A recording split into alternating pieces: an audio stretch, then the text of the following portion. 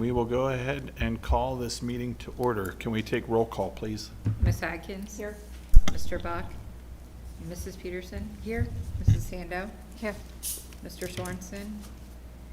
Mr. Sturm? Here. Mr. Wright? Here. Approval of the June 15th, 2026 agenda. Do we have a motion to approve? Motion to approve. Second. Any discussion? Vote, please. Ms. Atkins? Yes. Mrs. Peterson? Yes. Mrs. Sandow? Yes. Mr. Sturm? Yes. Mr. Wright? Yes. Commendations, good news. Okay, we have a few things. First of all, Miss Claire Reeve, she went to National Invention Convention and she got second place in second grade. So she is our national runner-up for Invention Convention. Nice. Maybe. There you go. Next one, so Skills USA, we had several students who went off to the national conference. You can see up there. So what Skills USA is it's kind of a, used to have like FCCLA would do kind of, it's almost like a mix of FCCLA, FBLA, and a little bit of FFA and industrial tech. So it's kind of like all your trades go together for Skills USA. We still have some of the other clubs, but this is just an opportunity. So as you can see up there, we had somebody go for architectural drafting, somebody go for electronic technology, somebody for engineering, somebody for heating, ventilation, AC, and refrigeration. And then another person attended just as a Iowa Skills USA delegate. So Evelyn did. So. Our girls qualified for state. Unfortunately, got the 8th seed, which meant they went up against number 1 right off the bat, and so it was a kind of a tough game to get into. But again, congratulations for the girls being one of 8 to qualify for state. So soccer honors, we're still waiting on some of the district and state stuff, but for conference, we had 2 Hawkeye 10 all-conference members. A few all-conference second-teamers, and then a few all-conference honorable mention.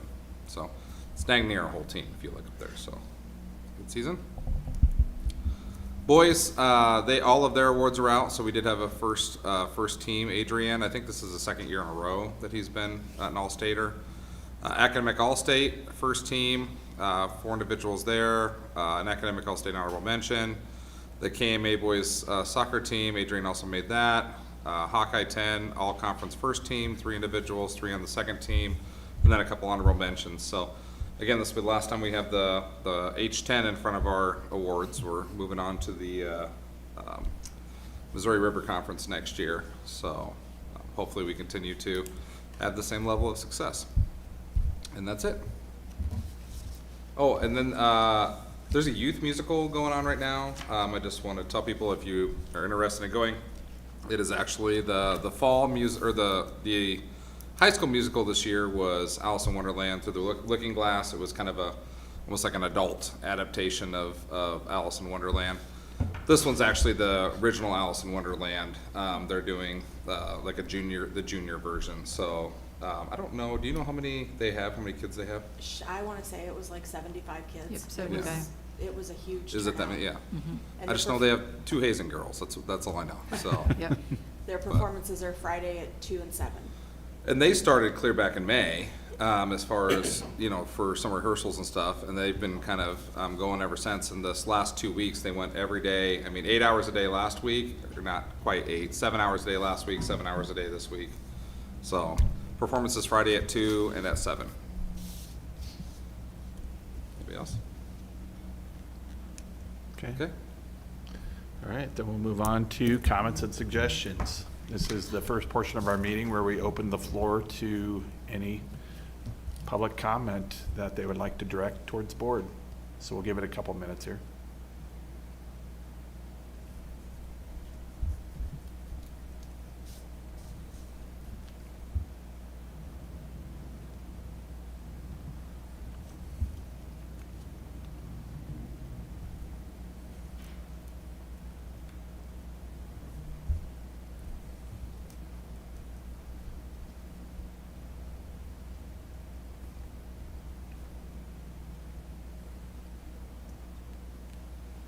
Okay. Hearing no comments, we will move on to the consent agenda. Were there some updates? Yes, there are a couple ads up there.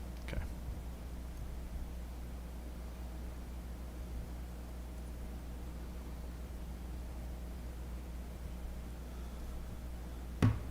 All right, do we have a motion to approve the consent agenda as presented? Motion to approve as presented. Second. Any discussion? Vote, please. Mrs. Peterson? Yes. Mrs. Sandow? Yes. Mr. Sturm? Yes. Ms. Atkins? Yes. Mr. Wright? Yes. Reports, 6.01, curriculum instruction report. Dr. Hartman. Okay, mine really is short this time. So I've shown you before how district leadership team took the board priorities and then turned those into goal statements, but I haven't kind of shown you the whole big picture of where we're going. And now we have like some lead and lag measures, and then just to show you like the shell of what our scoreboard is going to look like. So just to remind people, like, this is what district leadership team is for. There's admin on this team, and then we have teachers on this team also who are selected through our teacher leadership process. But you can see here some of the things that they're responsible for, and this is also, those things are also built into what the job description of DLT is. So as I plan out DLT agendas, I always try to keep these things in mind, like, are they having an opportunity to do these things? So I think having some strong goals helps make sure that we are able to hit these items. So you guys selected literacy and student behavior as priorities. So then DLT became responsible for providing what the structure is to move those things across all of our buildings. So this past year, DLT then had this common direction that came from the board. And then a lot of what we did was just talk through and decide on how we're gonna measure success, and then kind of building out the system to help us monitor what progress looks like. So this year was largely a systems building year. You can see on the far left-hand side, those are our goals. We have clear goal statements that are measurable, kind of use that SMART goal framework. So you can see with literacy, we'd like to be 80% proficient everywhere by 2029. And then we'd like to decrease our referrals by 10%. And I'll show you on our scoreboard, you can kind of see like where we stand now and what that's gonna look like. So then DLT decided we're gonna look at some lead and lag measures. A couple years ago, we read a book called The 4 Disciplines of Execution. It's so good. And it's really what helped us think through lead and lag measures. Just like if you were trying to like lose weight, you don't wait until you see the number on the scale. You're maybe monitoring some things before you go to see what you need to adjust and adapt. So that would be like your lead measures, like tracking our nutrition or some different things like that to see what we might need to change before we get to the end where our lag measures are.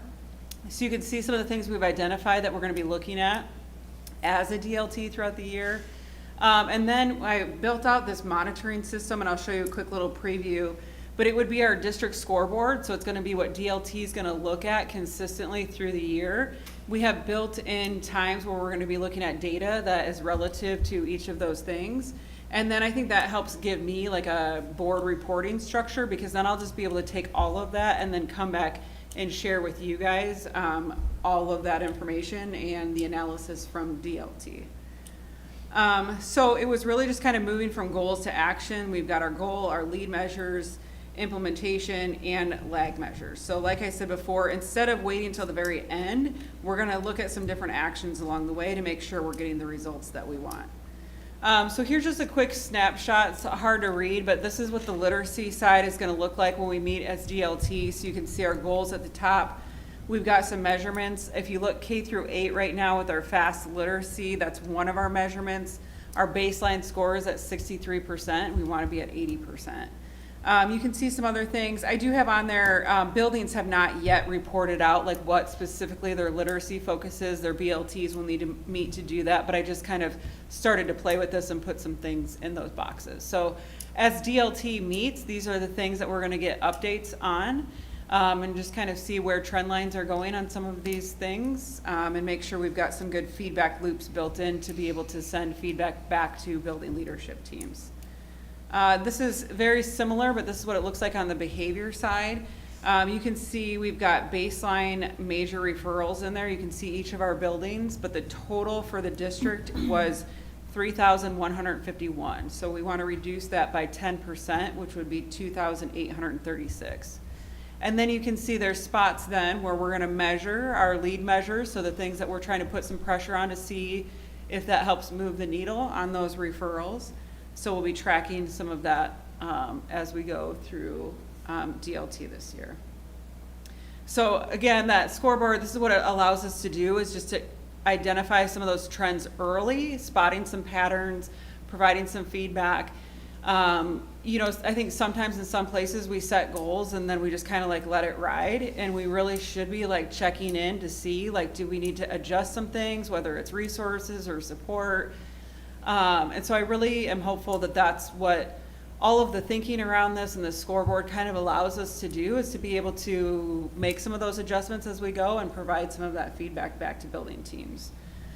So what comes next for DLT, our focus is going to be reviewing a lot of that implementation data every single time, supporting BLTs with the priorities that the district is asking of them, analyzing a lot of that behavior. If you're coming to SIAC, or behavior data, if you're coming to SIAC tomorrow, we're going to do a little bit of a deep dive into some of that data. DLT will recommend adjustments when needed, and then quarterly I'll come back and provide some updates to the board. So this year was really building that system. Next year we'll be using the system to improve student outcomes. So that's DLT work last year and this coming year, kind of in a nutshell. But any questions you guys have for me on any of that? How often do they meet to evaluate, like in the DLTs? Once a month. Once a month. Mm-hmm.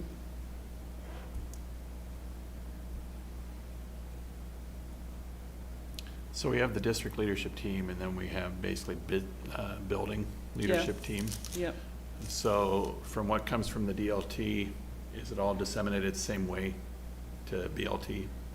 Yes, so we've kind of played with that the last couple of years. When I first got here, we didn't really have a great feedback loop system back to buildings, so we've kind of tried to do some different things back and forth.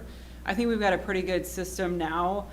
of just getting feedback from those DLT members and then disseminating that back to their building leadership team. So it looks the same. I think the biggest struggle sometimes is there gets to be so much on a building leadership team agenda because you're trying to do so many things as a building principal. So it's making sure that we have some dedicated time to dedicate to what these district/building goals are and the work in progress towards them.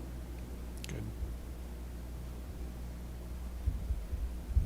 Any other questions for Dr. Hartman? All right, thank you. We will move on to 6.02, Finance Report with Mrs. Race. All right, so we will start off with the May expenditures, or the expenditures through May of this year. So you will notice on here that we do have our debt service payment on there, so that is a pretty significant number up there. The rest of our numbers are trending exactly where we would like to see them for May. So for this, we just have the month of June left, which does include our August and July payroll for teachers. So that is why we still have about 25% of that general fund budget left. And then the rest of them are a little bit higher, like the nutrition fund that will run as a June 30th end date and won't have any payroll to carry over. And then we received our insurance renewal premium summary. So this is for our property insurance and all those that go with that. Majority of the coverages are through EMC.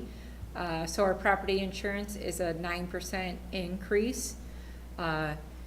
The other number I wanted to point out on there, if anybody's seeing it, the 546% increase, it's only on $220, so it is only a $1,200 increase, but it is on the pollution liability insurance. And then the other number is our workers' comp insurance. It was only a 3% increase, and our mod rate actually has been decreasing, so that has been super helpful with our increase. Because in theory, the 3% would be our 3% increase of our salaries. So that is one of our best increases that we've had in quite some time. So our total premium increase will be 6%. Just a reminder, all of these premiums do come out of the management fund. What's triggering the 9% on the property when we're making improvements? Our property valuations are increasing. Okay, so And that's- the way that EMC also works is that we are pooled with all the other school districts. So while we may not be having claims, other districts are. One of the things they did do last year to keep the premiums down was they did put us on the wind hail reduction. So that is quite a significant deductible, but we did buy that down in the group fund with that, so. Yeah, you're just seeing insurance increases everywhere. Yep. Like, I think my homeowner's insurance will be 4th year in a row. I've had a 20% increase in my homeowner's insurance. Never had a claim in my life. It's just, unfortunately, when everybody around you has claims, then that's how insurance companies make their money, is everybody's goes up then. So we're also adding a field house. That's a property that, Yes. is something we're adding value to. So, all those things add up. Fair enough. And then I wanted to point out House File 2501. It's the election responsibility changes. So in the school board elections, which they're not until 2027, but it's in Iowa code, they replace the Secretary of School Board with the County Commissioner of Elections 18 times in Iowa code. So in short, what that means is that nomination paperwork is no longer filed with me, the board secretary, but it is filed with the County Commissioner of Elections. So when it comes down to that next year, I will put that reminder out there that the paperwork does not come to me, that it goes to the county. So I guess there's one day that I'm required to stay at work until 5 o'clock by law, and that no longer is the case. So one more day, I guess. That was a requirement? Yes, it is I didn't required realize that. that it shall not be filed later than 5 o'clock, and that I have to stay in the office until 5 o'clock, so that, they took that out, so, So now I can keep her later. so I guess that one day. 7:30. I can, I don't have to stay till 5, but thankfully it was, always a Thursday, never happened to be a Monday where I also had a school board meeting that I was here anyway, so. So I will put that reminder out there next year, but I just wanted to make everyone aware of that. I do want to make a note that she's usually here till after 5, so. Correct, correct. Are there any questions on any of my report? I don't think so. Perfect. All right, thank you. All right. So I just have a couple things. First, I'll start with construction. Are you guys getting I think you guys all get Weekly the weekly reports? report from Chase. So I'll just kind of go over those really quickly here. So at the high school, we did have an issue this weekend. So we're in just the beginning stages of having the roof replaced. Actually, we're about halfway through where they remove all the rock, and then they remove the roof, and they put the new rubber down, and then they seal it. The new rubber is down, but apparently they didn't have time to seal it before that storm came through on Saturday morning, and so it's an absolute mess in there. We had a couple of inches of water in our small gym, in our kitchen, ceiling tiles coming down, the whole 9 yards, and so Surf Pro's been in. That's the roofing company's responsibility. So Surf Pro came in on Saturday, and they essentially have been in there ever since. So they have big dehumidifiers up. They're getting everything out. They'll replace all the ceiling tile. Basically, get a whole new ceiling in the kitchen. Some drywall repair. Mainly trying to get that water out of the gym floor. They got it all picked up. Like, for instance, the water is on half the gym floor. That half is sitting around a 20% humidity rate. The other side's sitting at like a 6. So they got to get that 20% down, or it could buckle the gym floor. So they're working on that. They think it's coming a long ways. They'll potentially be done with it on Wednesday, is what they're guessing. So hopefully we'll get the roof all buttoned up. They said potentially even by the end of the week, except for some flashing and that kind of stuff that goes around the outside. The LED lighting project is being close to completed, at least on the second floor of the middle school, or of the high school. Mechanical upgrades, they're kind of in the middle of that as well at the high school. The high school addition's coming along. If you guys ever get a chance, I did a walkthrough with Director Sturm on Wednesday, but if you guys ever want to walk through it, it'll be a significant difference from what we currently have in the high school office. So this year's high school class will be the first that will no longer, right now we issue, if you're going back and forth like Iowa West, you can get a key card. There's not going to be any key cards issued to any student ever. They will all have to enter and exit through the office door. So right now they'll kind of exit out of whatever door they want to. That's no longer going to be the case. All the doors are going to have alarms on them, and so tell your high school seniors that, or high school students that's whole thing has changed. So if they try to walk out of a different door, they will set alarms off. It'll be a deal. If you go to the high school, you'll notice all the concrete has been taken out of the front entry. They're going to start to pour that back here probably in July. They're going to try to get the outside of the addition completely done. In the weight room wall projects is almost done. They just are finishing up painting, I think, today. Turf goes down tomorrow, and then I think they're pretty much done by the end of the week. So that'll be nice to get that put back together. The next project we have is middle school. So they luckily didn't have any rain. It was interesting, the big wall that goes up that they had to take down to widen the staircase, they were anticipating about 2 days worth of removal for that, where basically because of the rebar and the apparently there's supposed to be some infill and that kind of stuff within the wall. Turns out there was none of that. That wall for 65 years has basically just been like stacked brick. So they pulled out a couple bricks and the whole thing came crashing down. So what they thought was going to take 2 full days took less than an hour. So to have completely done. But again, I mean, that thing has stood for forever, so who knows? So that's down, that'll be, done. Otherwise, if you notice the parking lot, we're kind of having an issue. So the main drain that goes through the middle school isn't just ours. Like, I mean, it's ours, but there are different things coming into it. Primarily the water off of Harry Langdon goes in through the inlets and then comes out and connects into our system and then goes out with our system.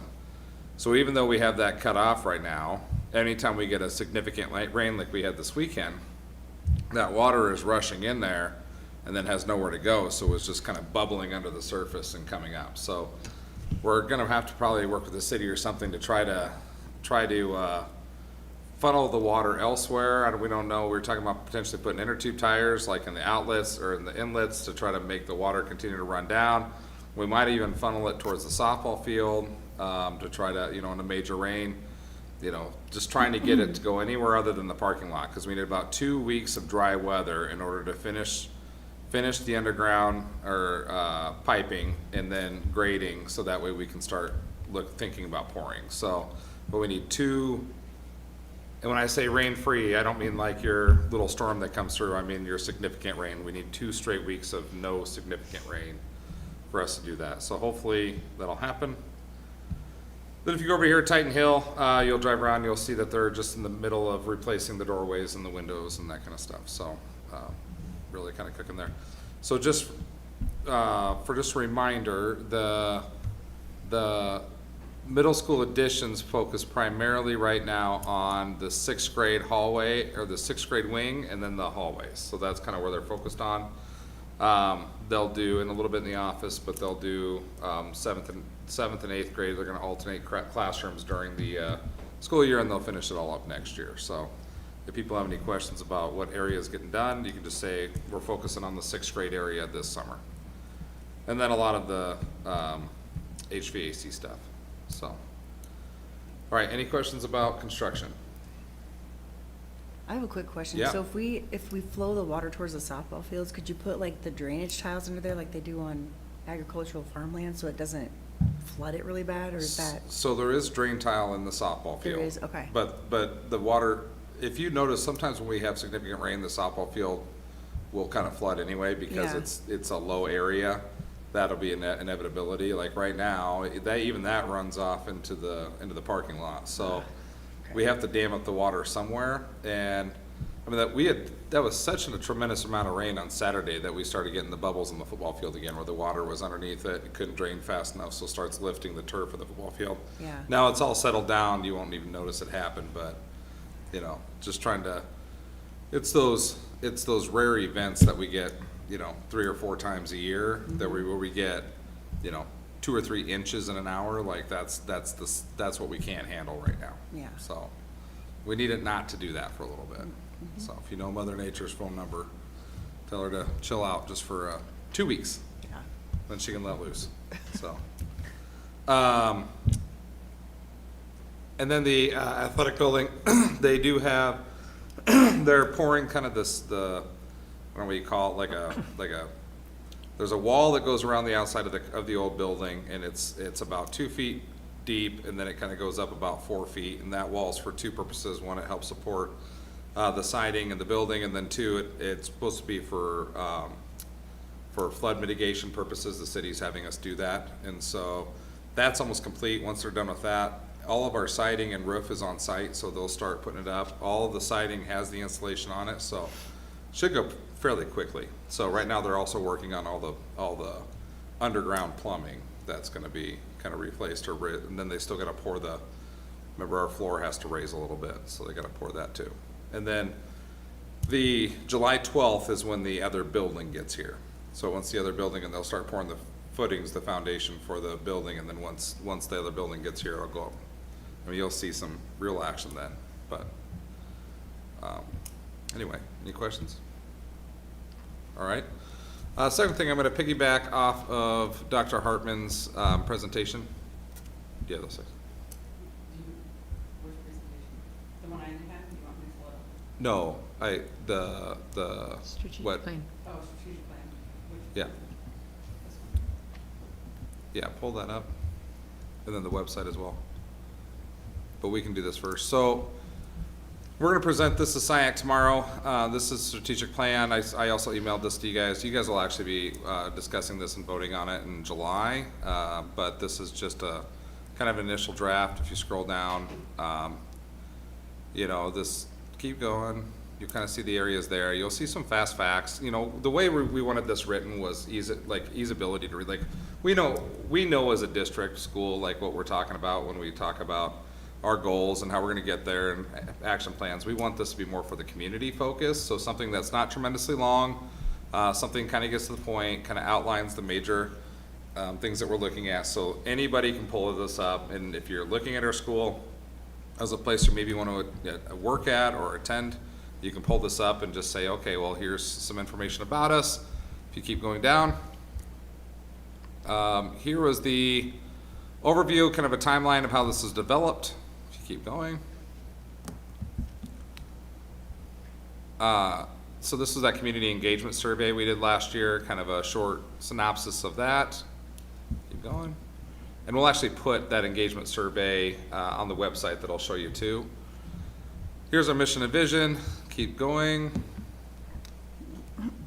Theory of action. So this is the if then. So this is, you know, if we do these things, then we should expect these outcomes. Okay, priority areas. These were the 3 areas that you guys had focused on: opportunity to access, climate and culture, finance and facilities. And then you'll see each priority has a goal or 2. So priority 1, the goal was, you know, by the end of May 2031, we kind of went a 5-year out. May 2031, Lewis Central Community School Districts will increase state/district literacy assessment proficiencies and at least 80% at each grade level. So kind of our 5-year goal. And then what the paragraph tells you is why. You know, we believe that if we increase literacy, that, you know, our student outcomes will succeed in all areas, because number one thing is students have to be able to read. And then if you see there, we'll have the action. That's our action plan, and then how we will measure success, and then the lead and lag measures, which we talked about with Dr. Hartman. Priority 2, culture climate. This one is about student discipline. If you go to the next one. Priority 3, this is finance and facilities. We broke this in 2. We have a finance goal, and then we have a facility goal. So the finance goal, basically sustaining a level that we deem appropriate, essentially 15% is what they want your unauthorized or Unspent. unspent authorized Authorized budget. budget, There you yes. go, unspent authorized budget, UAB, what they want your UAB to be. So we set a goal of 15%, and if you keep going down, it talks about how we're gonna do that. And then the next one is facilities, and it talks about the development, you know, completing the projects that we have at hand, but then developing a 5, 10, 20, 30, or 5, 10, 20 year facilities plan. So, and then it talks about who's on the district leadership team. Just because what we want people to see is that this wasn't just made up of, you know, and then we'll also have the School Improvement Advisory Committee up there as well. But we want people to see this isn't just admin and board saying this is what we need. We want them to see that this is a collective effort. And then this is just some areas of strength. You know, per the survey that we put out, these are some areas that they identified through the survey as areas of strength. Okay, and then if you go to the website,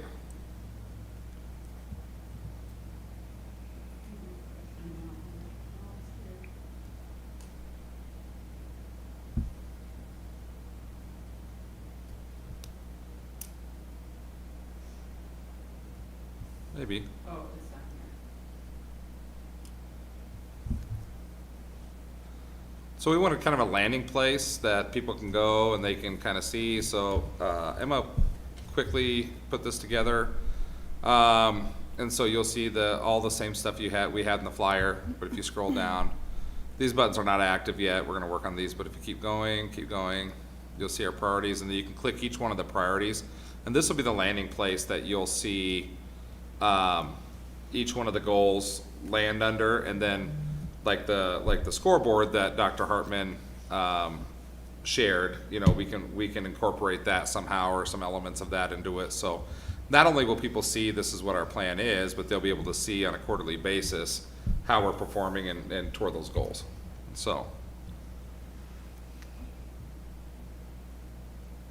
Okay, any thoughts, questions, concerns initially off the top of your head? Again, we'll discuss this and, because you guys will have to vote and approve our strategic plan, in July, but this is, you know, kind of the beginning of it.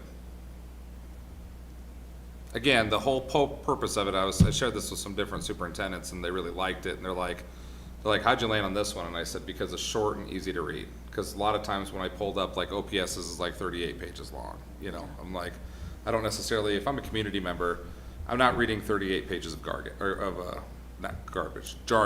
So, jargon. I'm not reading Makes 38 sense. pages. Like, I'm not going to know what that means. I'm not going to be able to go into details. And if they want to ask details, we'll be happy to provide details, but really, we kind of want them to be able to see off the top of their head, this is what we're doing, this is, because nobody's going to spend that much time going through it. If you really want to, contact me and I'll give you all the information you want. Otherwise, if you just want a quick overview, that's what you got. Okay? And that's it. Okay. Any other comments? Questions? Okay, then we will move into discussion items. 7.01, under bleacher storage building purchase. So this is, and I sent you guys an email, and I'll just talk about the email. But sent you guys an email. They did come back with, because what you fill out online is like an estimate, and then they come through and they get you exactly what you need. Oops, wrong one. Storage buildings. So the actual costs for this, so like their building numbers are different than the ones I put up there. But like what I have up there for building 1, which would be the band one, the 12 by 22, that one came in at $8,481.68. And again, that's shipping, assembly. It's just the metal portion of that. What we have up there is building 2 is kind of the 12 by, it's 55. They had to shrink it down a foot. Otherwise there's gonna be a lot more. 55 was a standard number, I guess. 56 would have been custom. So I was like, oh, we'll lose a foot. That's fine. Not a big deal. But it's $15,271.25. And then building 3 is a 12 by 35. That one's a foot shorter again, but it's $10,002.64. So it's a grand total of $33,755.57. And that is for Tri-State Carports, is what the company's called. What was that total? One more And time. it's $33,755.57. So they actually have an assembly, a company, or like a distribution center out of Missouri. And like, I think it's like Springfield or something. But they, when I talked to her today, I said, so what is because when I talked to her originally a couple months ago, I said, what is your lead time? She goes, usually 8 to 10 weeks. So when I talked to her today, she said that actually the colors that we want, which is like a pewter gray with like a little blue outline, she's like, they already have all that sheet metal ready to go. And because we're doing a standard size, she said originally what they quoted timeline was because we're doing some custom sizes, but because we went a foot shorter in both the other ones, they actually have the standard ones almost in hand, and they can start, like if we give them a down payment tomorrow, they said they could be here almost by the end of next week. Wow. So I thought that was awesome. Do we need to do any other preparation of that concrete that's already poured under there? No, it was already, when we poured it, we already had these types of buildings in mind, so the concrete's the thickness that we need for footings, so. Okay. All right. Any other questions on that one? All right, we'll move to 7.02, under bleacher storage fireproofing. So, a couple things. One is we were planning on always, in these buildings to put some sort of a drywall up. I think our guys are just gonna do it themselves. They're gonna drywall it and at least try to, make it, because those metal buildings can be bitterly cold and super hot. So because of, when you store anything in there, we kinda wanted to try to control a little bit of that. However, because it is under the bleacher storage, it's not even like necessarily a city issue. I can't blame the city. It's a fire code issue. it has to meet some different restrictions because it's literally underneath spectators. And so, what they're requiring us to do is they're requiring us to do some like spray foam or like some of that spray foam insulation, and then do, like, it's like, I don't know if it's double thick or it's 2 layers of drywall, something like that, and it's a certain coating. And so at that point, we're getting beyond kind of what Jim and his crew were comfortable doing. So we did bid out some drywall, you know, the work to people. And this was, so Brett Wallace is helping me do it because he's actually submitting everything under his contractor license, because the city wanted us to use one contractor. Well, it's hard when you want to get the building from here and you want to do the drywall for here and and they weren't letting us be the contractor. So Brett's just volunteered as a community member to do it underneath his contract. I thought that was great. So he is, for spray foam at the center building, framing, drywall, and finish, $32,350 from Johnson Drywall. The other bid was from BC Drywall, and that was $36,425. So the recommendation's Johnson Drywall, $32,350. And then we still have to, because the building originally comes with like a simple roll-up garage door, but it's not fireproof. So we were looking at roll-up fireproof doors, but they would have taken a lot of, because they're so thick, they would have taken a lot of the headroom and dumped it down to almost 6 feet of headroom when you walk in. Otherwise, it's supposed to be an 8-foot opening, but it would have taken 2 feet of it. And it was over $100,000 for the 5 doors, about $20,000 a piece. So then we looked at, can we do swinging doors instead, which are a fraction of that cost? And we can. They're going to let us do swinging doors instead. So, so switching it to swinging doors, we don't have because we just kind of finally got that approval back. So, but we'll have that probably for the next meeting. Will be swinging doors, or maybe, you know, if they are over 20,000 for all of them, then I might have to have a quick meeting or something. I don't really know, but we'll figure that piece out. So that'd be the other thing that and then a little bit of electrical, but that won't come to you guys because that'll be, you know, it's simply just running outlets and a couple lights in there. So that'll be well below the $20,000 threshold. And the doors do have to be fireproof? They have to be fireproof. Or they have to meet a, what is Fire that? rating? Fire rating, correct. Yep. So they have to meet the same rating as the walls and the ceiling. I thought an all metal building would be plenty fire resistant. It's all metal, but apparently I don't know what I'm talking about. So, which is probably true. All right, we'll move to 7.03, Northwest Missouri State Memo of Understanding. So this is just an agreement with them that allows us to take their students for internships and student teaching. I think that one's pretty cut and dry. Yep. Okay. 7.04, 2025-26 district student fees. So there's a couple of changes on our district student fee schedule, one of which is LCLC fees have been removed because LCEF is going to be taking over LCLC. The lost card fee, like high school students had a lost card fee, so that's going to be gone because we're not issuing any cards because of the new secure entrance. And then the state is requiring a 15-cent increase for adult lunches and secondary lunch, or second, like when you get seconds. So otherwise, everything else is staying the same. Yes, and the agenda should say the 26, 27 student fees. So whoever makes them. On the agenda, it's incorrect. The what? Huh? On here, it's incorrect. Oh, is it? Oh, yeah, read up there. Oh, because it said 25-26, but it's for next year. Yeah, it's for 26, next year. 27. Got it. All right. 7.05, student handbook updates. Okay, so I emailed you guys the updates. I'll kind of go over them quickly. Handbooks.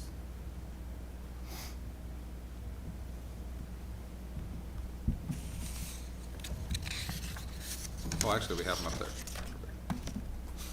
So if you can see up there, handbook updates. Can you scroll in just a little bit? Or, Dr. Hartman, can you scroll in and go up to the top? Like zoom in? Yeah, zoom in. There we go. Okay, so elementary handbook updates. So they just updated personnel, the district calendar. We have the grievance policy. We changed that as a board last year, so they just mirrored it. Student conduct policy, they actually had it listed twice, and so they removed one of them. They updated their discipline matrix a little bit to more align with the middle school and high school. And then the chronic apps, as far as like what are major and minors, and then the chronic absentee and tourism, they, you guys approved a new policy for that last summer, and so they added that one, but it was approved, the policy was approved after the handbooks were done, so. And then, supply lists, they updated those, keep scrolling down.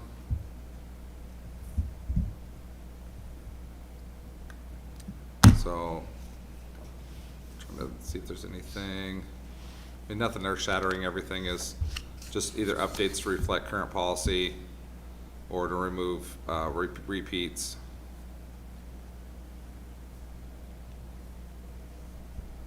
Smoking, drinking, drugs, I hope that's not happening at the preschools a lot, but, you know, that's, that too's been updated. So, middle school. So updated staff names, updated truancy to meet, okay, so dress code, if you look at it, added masks, unless prevent illness, and face paint. So we've actually been having students show up in costume, both at the middle school and high school. It's funny when it happens at the elementary, like the parents are like, oh my gosh, I'm so sorry, and they end it, but when they shows up, kids are coming to school at middle school and high school, and Mr. Haver's over there shaking his head, in like full costume, and you know, dressed like clowns, or dressed like cats, or dressed like, you know, like all, like, I don't know, anything else I'm missing? That's pretty accurate. Yeah, so, and really it's not like, you'd be like, oh, are they one of those furries? Like, no, they literally are just, they just thought it was funny to dress up like a cat or a dog that day, or they thought it would be funny to dress up as a clown, or to wear really scary makeup, you know? And so, we've kind of just told them like, no, that's distracting in class, but it's funny, like, you tell that to an elementary parent, and the parent's like, oh my gosh, I'm so sorry. You tell that to some of these middle school and high school parents, and they're like, oh, my child's just expressing themselves. And I'm like, I get it, but if your child's dressed in full clown outfit, like big shoes and everything, sitting right in the middle of class, that's probably distracting for the other students. Like, I understand that maybe they're feeling a little funny that day, but like, that's distracting. So we're adding that to the policy. Office referrals just kind of match current practice. We're actually gonna, so office referrals and disciplinary policies are gonna have to change anyway, because the state passed that new language that we have to create when students are removed from a classroom for a disciplinary issue, that if the teacher and the principal can't come to an agreement on when that student returns back to the classroom, that it goes to a committee.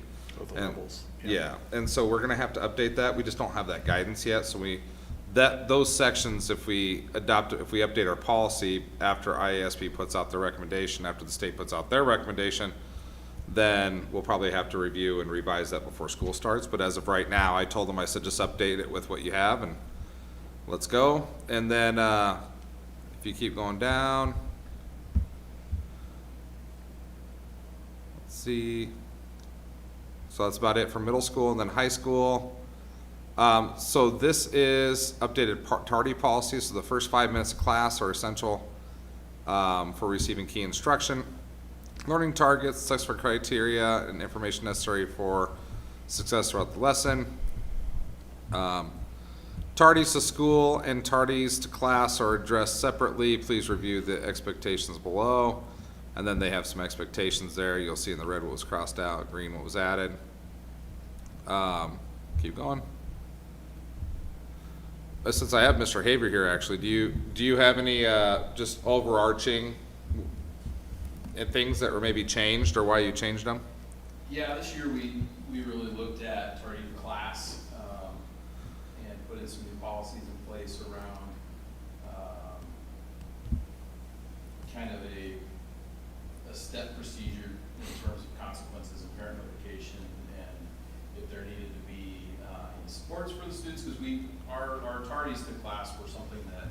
that were on the rise. And one of our school teams, our ASB team, decided that would be something we wanted to attack. So some of that language is part of what we added to our handbook this year. And next thing is, we don't have a formal AI policy yet for, like, we have an acceptable use policy for electronics for a district, but we don't have anything related to specifically AI.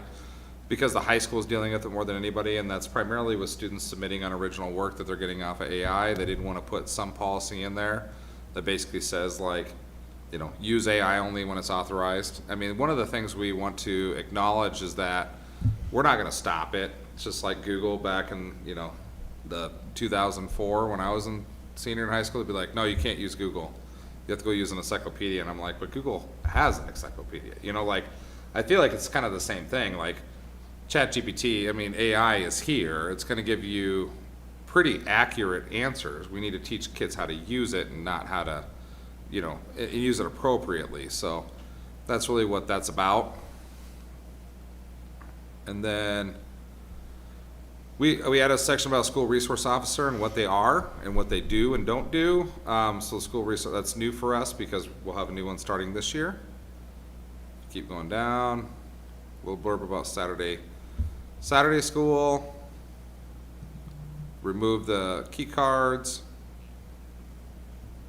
This is the new rule about how to enter and exit the building during the school hours. So you can't exit any other place except through the main doors. And then There's some old language about talented and gifted students, like it references ITED, which I haven't Yeah. called that in a long time. so I got rid of that. Updated some of the concurrent enrollment stuff. Keep going down.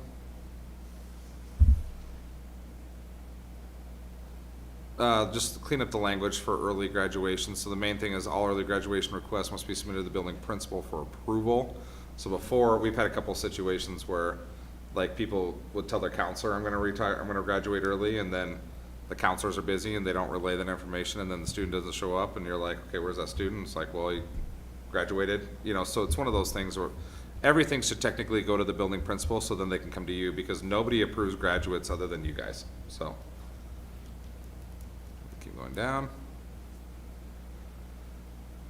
And so the activity handbook, I told them to bring in June or in July, because whether or not you guys, I don't know if you guys know, but eighth graders can now participate in high school sports. So they have to come up with a policy for us, and then we'll adapt our handbook, but it's gonna be a pretty significant one. So I just said, just let's wait till July for the activities handbook. So, any questions? So we had the change in procedure or change in the handbook for office referrals. Part of our strategic plan is a reduction in major referrals. Did we tie those two together to look at the wording? Or do we think that the office referral change isn't gonna play any part in how we target that reduction in major referrals? I think where you're gonna see it mostly is the language is already changed in the middle school and high school, and that's primarily what we're focused on, is middle school and high school when it comes to those major referrals. Not that the elementary major referrals, but we will know that the data at the middle school and high school is probably I mean, that's gonna be the most accurate. We might see a pretty the elementary might see a decent change from year 1 to year 2, but then we'll just know that's because we changed some language in that building. So as long as we have an understanding of that should be okay. But I don't know that it'll really change it that significantly. I was gonna So. say the wording seemed fairly vague and generic, so I mean, okay. All right, any other questions? Okay. And at this time,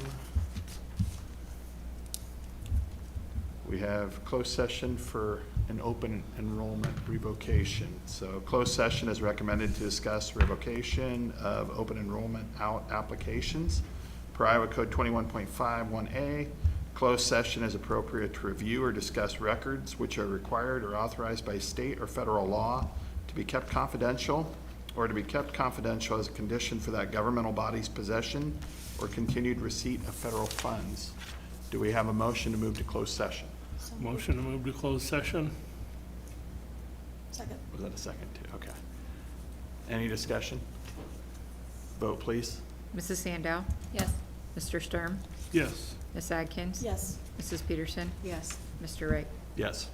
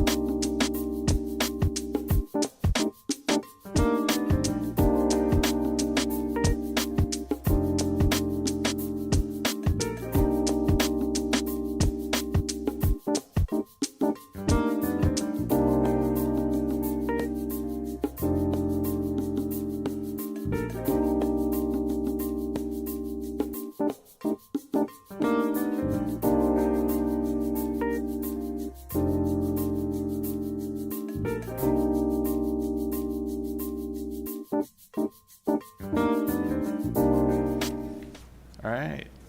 So we're returning from closed session. At this time, we have comments and suggestions. This is the second portion of our meeting where we open the floor to any comments that they wish to direct to the board. We'll give it a couple minutes here. We have for- a couple that came in between. Okay. David Burgett was wondering if the handbooks have been updated to address SF 2428. And then on a lighter note, also for dress code update, do clown shoes include Crocs? I like the humor on that one. So, yeah, the first one is, I think Brent mentioned it, but the SF 2428 Yeah, stuff.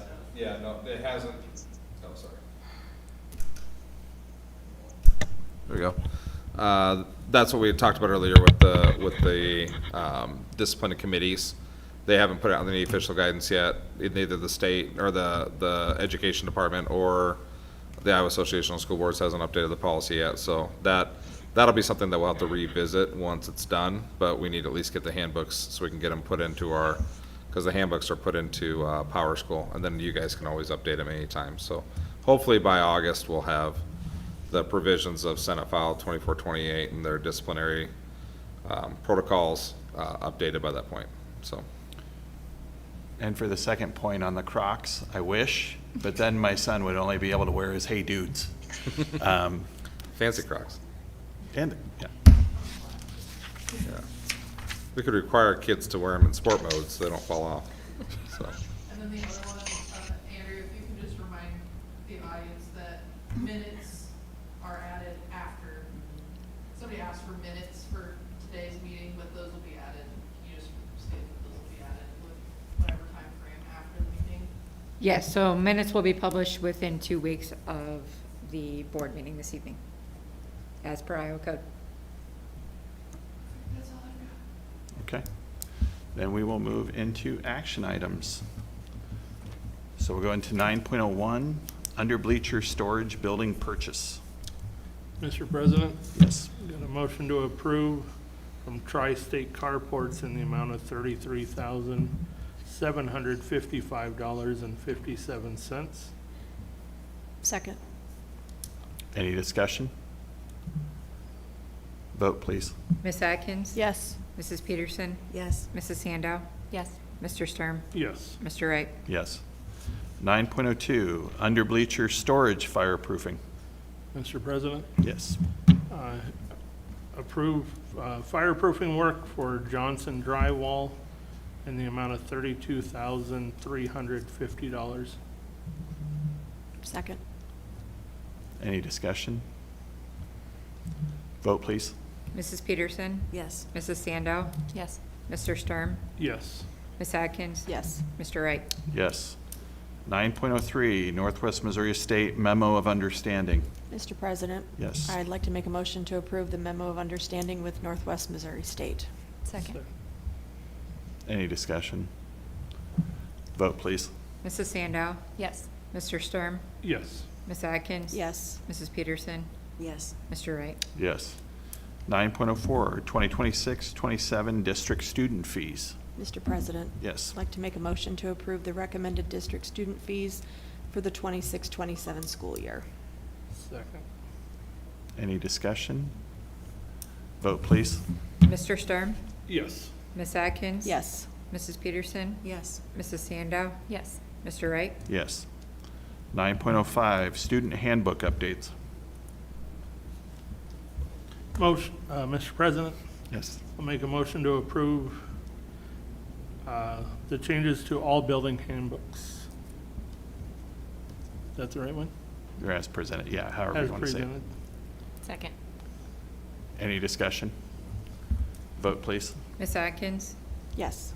Mrs. Peterson? Yes. Mrs. Sandow? Yes. Mr. Sturm? Yes. Mr. Wright? Yes. 9.06, open enrollment revocation for student A. Mr. President, Yes. I would like to recommend that we revoke open enrollment for student A. Second. Any discussion? Vote, please. Mrs. Peterson? I'd like to abstain. Mrs. Sandow? Yes. Mr. Sturm? Yes. Ms. Atkins? Yes. Mr. Wright? Yes. Open enrollment revocation, student B. Mr. President, Yes. I'd like to recommend that we revoke open enrollment for student B. Second. Any discussion? Vote, please. Mrs. Sandow? Yes. Mr. Sturm? Yes. Ms. Atkins? Yes. Mrs. Peterson? I'd like to abstain. Mr. Wright? Yes. 9.07, tentative settlement agreement. Mr. President, Yes. I move to resolve all issues in the litigation with Tamara Bruno and GK as recommended by the district's insurance carrier to avoid the cost, expenses, attorney fees, and risk of ongoing litigation, and not because there was any wrongdoing on the part of the district or its employees, which alleged wrongdoing will expressly deny the settled documents. Second. Any discussion? Vote, please. Mr. Sturm? Yes. Ms. Atkins?